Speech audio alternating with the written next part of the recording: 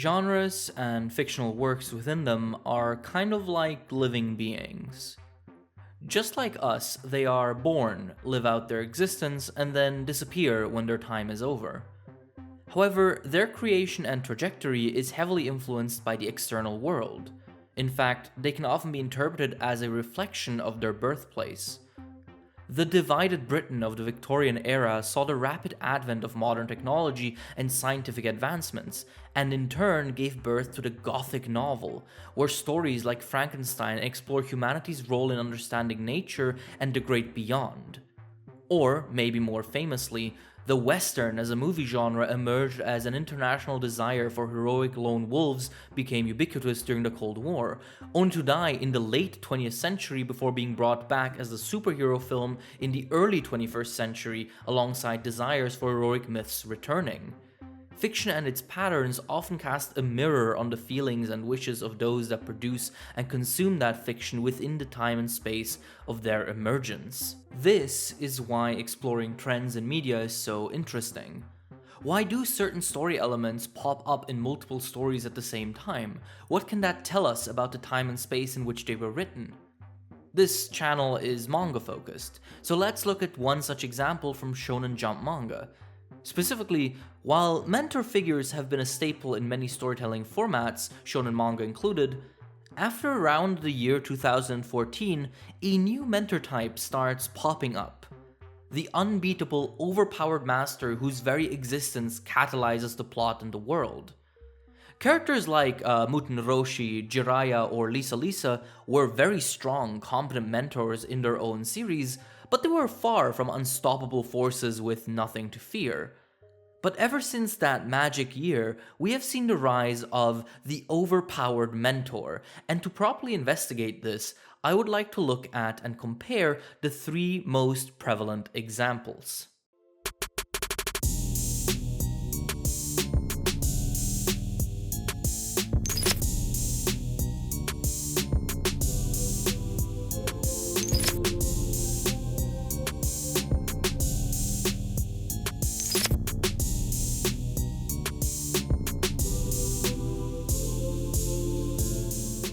The first one, in release order, was Toshinori Yagi, aka All Might, from 2014's My Hero Academia by Kohei Horikoshi.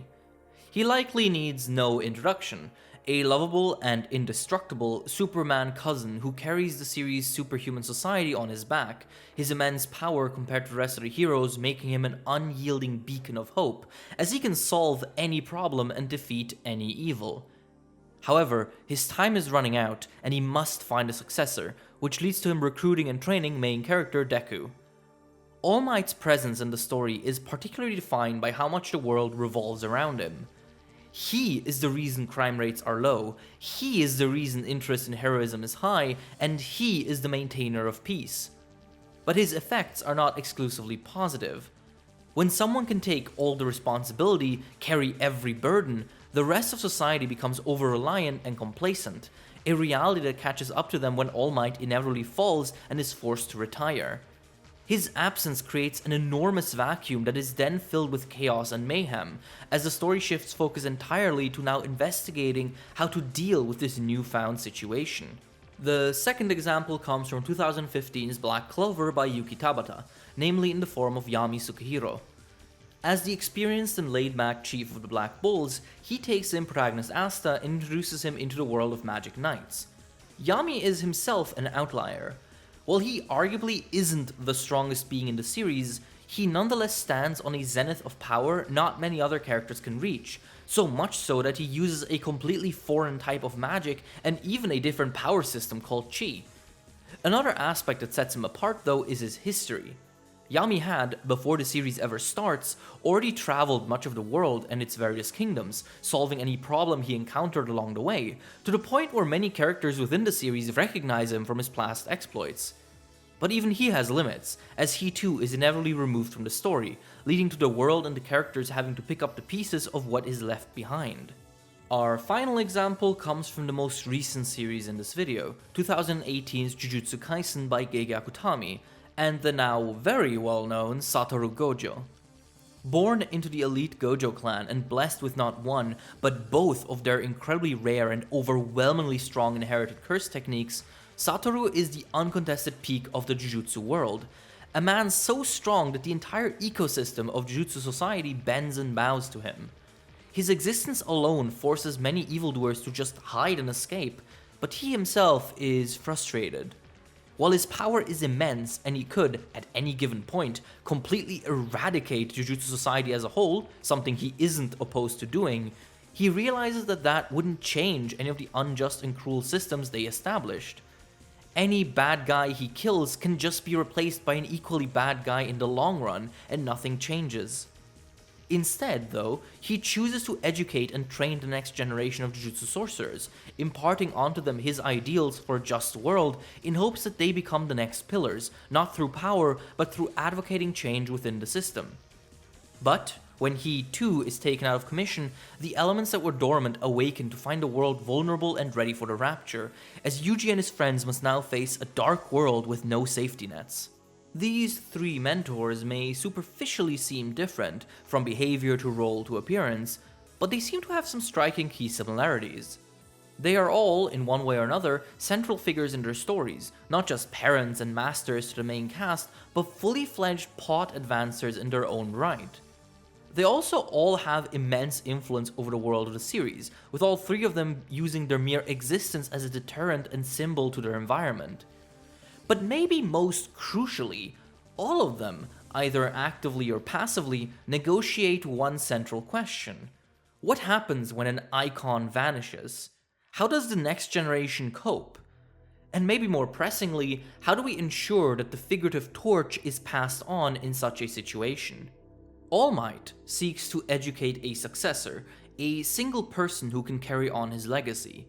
An answer that is soon revealed to be foolish, as it just repeats All Might's mistake of trying to single-handedly shoulder the world's burden, an unrealistic expectation for a single man that soon threatens to crush his successor as it crushed him. But through this mistake, My Hero Academia reveals its actual answer to the question. The era of icons is over, and to learn from it means to move away from immovable monoliths and towards a shared responsibility, towards rising up not as one unbeatable individual, but as a community. And while Jujutsu Kaisen and Black Clover are still in the phase of negotiating the absence of their own icons, they both seem to be moving towards a very similar conclusion, wherein the modern world can no longer rely on one single entity to uphold their status, but instead a focus on shared action must prevail. Now, what does all this matter? Why is it interesting that 3 series released in a similar time span deal with this same question? Well, because of what else happened in 2014 regarding manga. That year can namely be considered the end of an era in shonen manga, the end of the Big Three. The Big Three are pretty much as close as you will get to a monolith within the shonen manga community. Naruto, Bleach, and One Piece dominated the space for over a decade, both in Japan and overseas, and brought the entire medium to a popularity it had never seen before. But around 2014, Naruto was about to end, Bleach had entered its finale, and while One Piece was and still is far from over, its popularity had begun a non-problematic but present decline as the manga and anime industry began growing and diversifying its offerings, leading to a more generalized interest in the medium and a lesser focus on just a few core series. These 3 pillars that were once the face of shonen manga had, by all intents and purposes, given up the zenith and widened it into a plateau upon which many smaller series could stand and form the bulk of the market. In a very real way, Shonen Jump was entering a post-icon era. And obviously, My Hero Academia, Black Clover, and Jujutsu Kaisen weren't specifically made and conceptualized within this post-icon void. My Hero Academia began publication barely a few weeks after Naruto ended.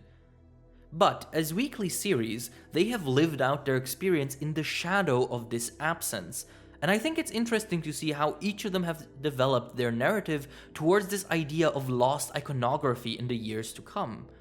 These 3 authors are also very much in the right age range to have the Big Three be part of their formational canon, for them to have influenced them on their journey towards their artistry.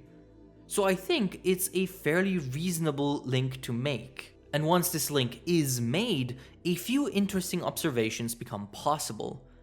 These three authors essentially all set out from the same question: what does the fall of an icon mean and how do you pass on its torch? And created characters that hold iconic positions in their fiction to try and investigate an answer. Horikoshi's All Might puts a focus on how the individualistic nature of the monolithic icon is both a great benefit and a great detriment to its environment. While it persists, it eases the burden of a community greatly, but then leaves it in disrepair once it disappears. Tabata's Yami, meanwhile, can almost be seen as a stand-in for previous shonen protagonists, a brash man who has gone on adventures and gained immense power, an MC who has finished their story already and is now ready to move into a mentor role. Akutami's Gojo then takes a bleaker approach, in which the icon is more so one of pressure and fear, an unstoppable force the world has to cater to because the alternative is annihilation. And yet, Gojo finds himself a powerless god, with strength beyond measure but no meaningful way to use it besides murder. These three constructed metaphors are all centered around different aspects of a post-icon era: overly individual focus and its consequences, the wide-reaching effects of the icon's journey, the responsibility of that status. But even more interestingly, they all seem to reach the same conclusion that we discovered earlier: that in a post-icon world, it isn't enough to try and just re-establish another icon, but that the only way forward is through a collective community. Be it the new generation of heroes, the more self-sufficient Black Bulls, or the overly strong first years of Jujutsu High, all of them realize that in order to move on, they can no longer rely on a single entity, and that they must share the responsibility and carry on the torch together. And when looked at under the lens of reality, that's pretty much what happened. The big three aren't just gone, they have never been replaced and they never will be. In their stead came various series with explosive but shared success, a time in the spotlight that was magnificent but never all-encompassing. When someone says they're into manga, there is now an immense variety of series they might mention, even within more casual circles. Be it Demon Slayer, Jujutsu Kaisen, One Punch Man. In a very real way, shonen manga has moved on from the need or even the desire for a monolith of popularity in favor of a generally elevated and more popular medium as a whole, with almost every series currently running in Shonen Jump having at least a moderate following worldwide. And I think it's pretty interesting to see this cultural change within an artistic community be reflected and to some degree even prophesized within the art itself. A great example of how reality and art are often inseparable.